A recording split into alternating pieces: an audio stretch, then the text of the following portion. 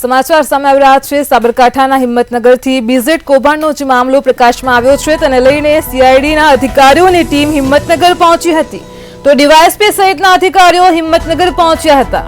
BZ કૌભાંડ મામલે સમાચાર સામે આવી રહ્યા છે। એજન્ટ ધવલ પટેલના પિતાના ઘરે પહોંચીને તપાસ હાથ ધરી હતી।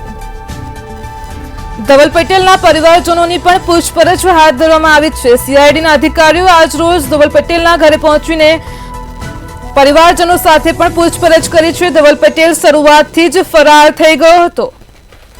સીઆઈડી ક્રાઇમ અત્યાર સુધીમાં 4 વખત ધવલ પટેલના ઘરે પહોંચીને તપાસ કરી ચૂકી છે તો ડીવાયએસપી અશ્વિન પટેલ દ્વારા પૂછપરછ હાથ ધરવામાં આવી હતી। ભૂપેન્દ્ર જ્વાલાની ધરપકડ માટે સીઆઈડીની કાર્યવાહી વધુ તેજ થઈ છે।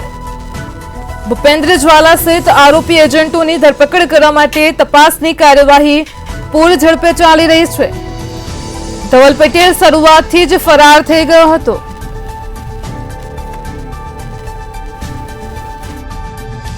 ક્રાઇમ અત્યાર સુધીમાં 4 વખત ધવલ પટેલના ઘરે પહોંચ્યું છે।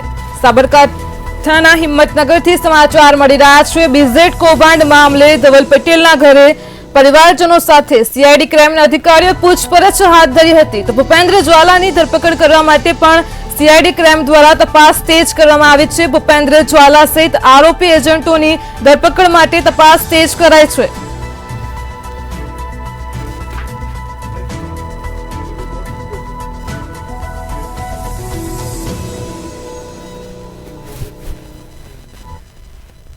મહત્વના સમાચાર સામે આવી રહ્યા છે। મૈત્રી કરારને લઈને જે વિગતો મળી રહી છે, ગુજરાતને શિઝુઓકા પ્રિફેક્ચર વચ્ચે 5 મૈત્રી કરાર થયા છે તો સમાચાર મળી રહ્યા છે। શિઝુઓકા બિઝનેસ ઇન્ટેન્ટ પ્રોગ્રામ અન્વયે મેમોરેન્ડમ ઓફ કોઓપરેશનને લઈને કરાર થયા છે તો અમદાવાદને હમામાત્સુ શહેરો વચ્ચે પણ સહકાર માટેની દરખાસ્ત કરવામાં આવી છે। વર્સેન્ટાઇલ માઇક્રો ઈ મોબિલિટી પ્રોજેક્ટ માટે એમઓયુ થયા છે। સુઝુકી મોટર કોર્પોરેશન અને અમદાવાદ મેનેજમેન્ટ એસોસિએશન વચ્ચે પણ એમઓયુ થયા છે। પીએમ મોદીએ શરૂ કરાવેલી વાઇબ્રન્ટ સમિટથી વ્યાપક ફલક મળ્યું છે।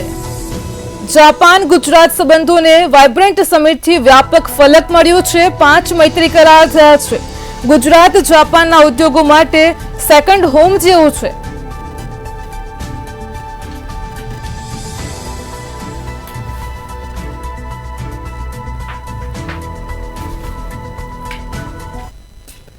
અંબાજીથી સમાચાર મળી રહ્યા છે। લૂંટના આરોપીને પોલીસે ગણતરીના જ કલાકોમાં ઝડપી પાડ્યો છે તો અંબાજીથી લૂંટની ઘટના પ્રકાશમાં આવી હતી। લૂંટના આરોપીને ગણતરીના જ કલાકોમાં પોલીસે ઝડપી પાડ્યો છે। ગત મોડી રાત્રે 2 લુખ્ખા તત્વોએ પથ્થરમારો કરીને લૂંટ ચલાવી હતી। સવારે પોલીસને ફરિયાદ મળતા જ આરોપીને પકડીને પોલીસે જેલ હવાલે કર્યા છે તો અંબાજીથી સમાચાર મળી રહ્યા છે। બંને આરોપીઓએ લૂંટ કરીને 9,700 રૂપિયા પડાવ્યા હતા। પપ્પુ સોલંકી અને સુરેશ સોલંકી નામના આરોપીઓ ઝડપાઈ ગયા છે। પોલીસ દ્વારા આરોપીઓનું સરઘસ કાઢવામાં આવ્યું હતું।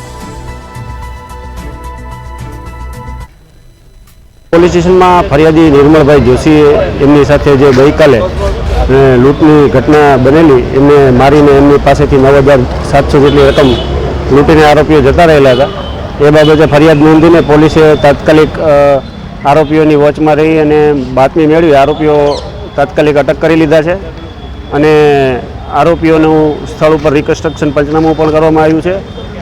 આ આરોપીઓ છે એ કદાચ અગાઉના જે પથ્થરમારા જે અમુક બનાવ બનેલા છે એમાં પણ હોવાની સંભાવના છે। એ બાબતમાં પણ તપાસ કરી રહ્યા છીએ અને હવે જે આવા અસામાજિક તત્વો છે અંબાજીમાં એને પોલીસનો સ્પષ્ટ મેસેજ છે કે પોલીસ એમના ઉપર સખતમાં સખત એક્શન લેશે।